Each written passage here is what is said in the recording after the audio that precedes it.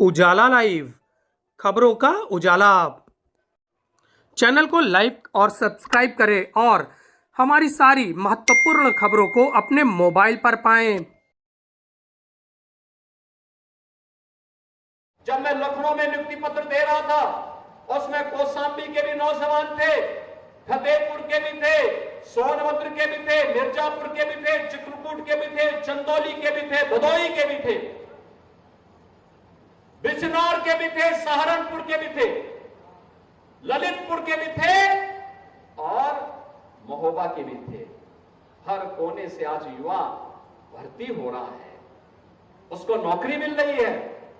और पहले तो चाचा भतीजे के द्वारा कैसी लूट मचाई जाती थी कि जा करके वसूली करते थे, एरिया बांट दिए जाते थे, किधर चाचा जाएगा, कहीं कहां भतीजा जाएगा, कहां पर दूसरा भतीजा जाएगा, कहां पर। ये सब महाभारत के रिश्ते एक साथ टूट पड़ते थे, अलग अलग जनपद और कमिश्नरी बांट दी जाती थी, वसूली करते थे और बाद में जब वसूली में कम और ज्यादा होता था तो चाचा को धक्का देकर बाहर कर दिया जाता था।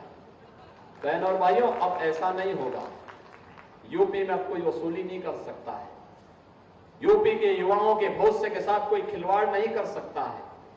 आज यूपी रेवेन्यू सरप्लस प्रदेश बन चुका है। याद करिए, 2017 के पहले उत्तर प्रदेश एक बीमारू राज्य हो गया था, न युवाओं को नौकरी मिलती थी,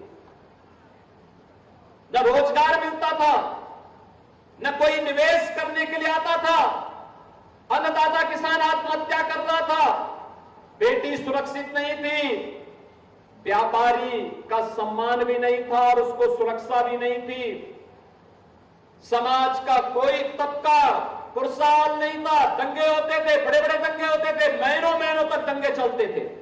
आपने 7.5 वर्ष में कहीं दंगे का नाम सुना है क्या? कहीं दंगा हुआ है क्या? और कोई दंगा कर पाएगा क्या? दंगा करने की कीमत क्या होगी है?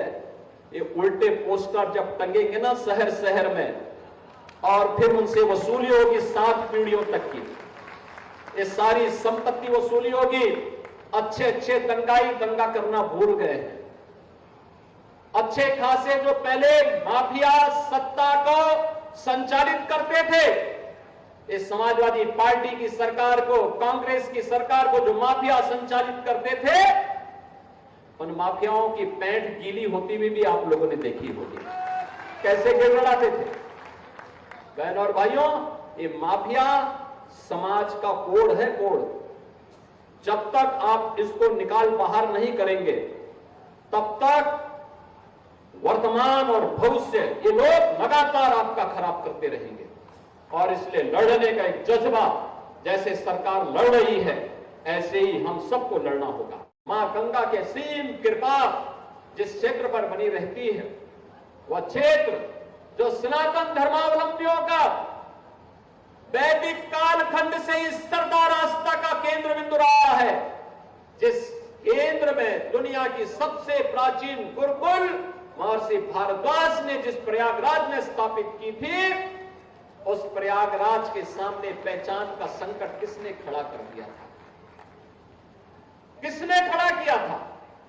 ये जो जाति जाति के नाम पे लड़ाने वाले लोग हैं ना, आज जो कह रहे हैं, तमाम प्रकार की बात कर रहे हैं, तमाम प्रकार की बड़ी बड़ी उद्घोषणा अपनी मनबड़ई में करने का फिर से दुस्साहस कर रहे हैं।